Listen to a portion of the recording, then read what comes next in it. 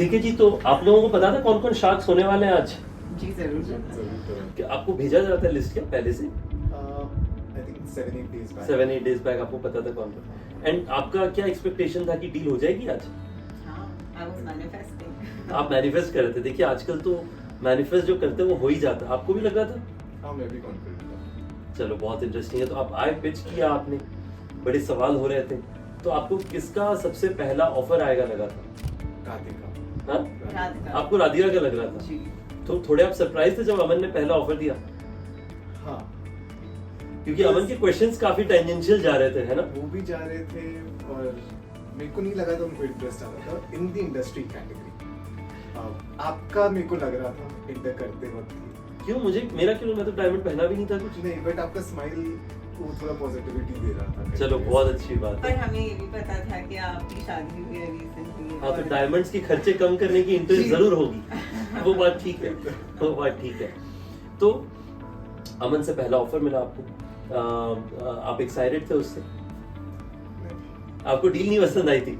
बिल्कुल नहीं। मैं एक्साइटेड थी कि अमन कम से deal कम तो इंटरेस्टेड थे। आएगी। हाँ बिल्कुल, देखिए ये कॉम्बिनेशन मैंने कहा ना वो जरूरी है कि एक जना होना चाहिए कि कैपिटल रेस तो किया और दूसरे का होना चाहिए पर किस भाव में रेस किया उसका सवाल होना चाहिए। तो ठीक है, सबसे पहले तो आई थिंक अमन को बधाई बात कि उन्होंने ये कारवां शुरू किया। उसके बाद राधिका जुड़ गई। किस मोमेंट में आपको लगा कि ये और शार्क डील हो सकता है?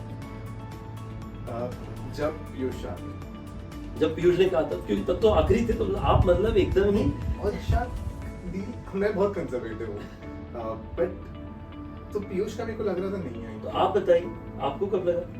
वो तो मुझे लग रहा था कि पीयूष आएंगे। तो जब विनीता ने हाँ बोल दिया था तो मैं पीयूष से हाँ ही एक्सपेक्ट कर रही थी। बट ऑफ कोर्स हमारे 2 कोहॉर्ट्स बन गए थे, वो 3 का दम और 2 का दम।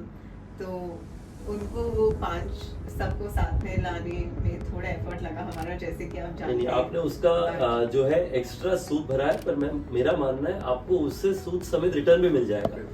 मुझे लगता है कि ऑल शार्क डील का बेनिफिट ये है कि आपके पास जितना ब्रेड है उस रूम में, हर इंसान कोई ना कोई अपनी फील्ड से आता है अपना बैकग्राउंड के साथ में, तो मुझे लगता है बहुत ही एक्साइटिंग। नेक्स्ट मुझे ना बड़ा एम्बिशियस एंटरप्रेन्योर बहुत पसंद है, क्योंकि देखिए जिंदगी में अगर आप बड़ा सोचेंगे नहीं तो करने का तो चांस 0 है। बड़ा सोचेंगे तो शायद 50% का चांस है कि वहां तक पहुंच जाए। तो आप लोग जब अपने स्टोर्स देखते हैं, तो मैं आपको बताता हूँ, जब मैं होटल्स देखता हूँ मुझे बड़ी खुशी होती है। मैं जाकर ऐसे I can point to them and say I work for this company और I help build this company. आप लोगों को भी खुशी होती होगी जब आपकी स्टोर्स आप देखते होंगे, आपको लगता हो कि देखो ये कंपनी हमने बनाई है, स्टोर्स है। आप कहाँ पे अपना स्टोर देखना चाहते हैं? आपका मतलब कहाँ पे आपको लगेगा कि आपकी पीक एक्साइटमेंट होगी अगर ज्वेल बॉक्स का स्टोर वहाँ पे खुले?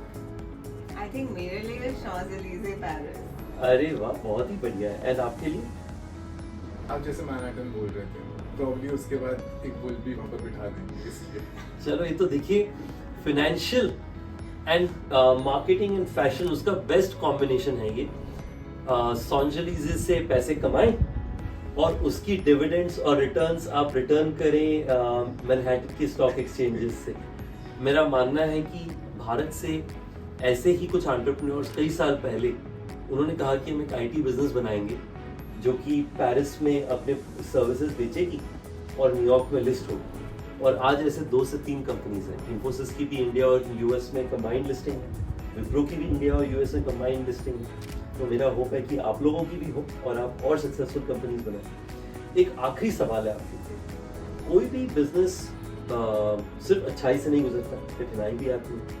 आपके बिजनेस में कभी ऐसी कठिनाई नहीं है जब लगा कि कैपिटल खत्म हो जाएगा, कोई ऑर्डर दिया हुआ है पर जो सामान डिलीवरी हुई वो अच्छी नहीं हुई, या फिर कैपिटल दिया हुआ पर सामान डिलीवरी हो ही नहीं रही है?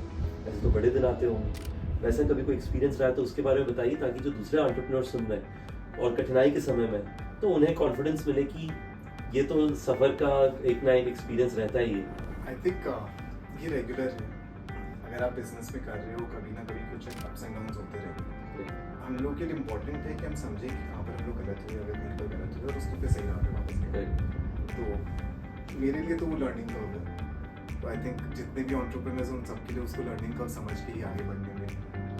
आई एम अमेज्ड कि आप लोग 30 साल की उम्र में इतनी अमेजिंग थिंकिंग और इतना पर्सपेक्टिव रखते हैं और आपने बिजनेस को ग्राउंड सा 2 साल में आसान नहीं होता है, एक highly profitable growth driven business बना दिया है। उसके लिए आप लोगों को बहुत बहुत शुभकामनाएं। मैं चाहूँगा आप और सक्सेसफुल हो।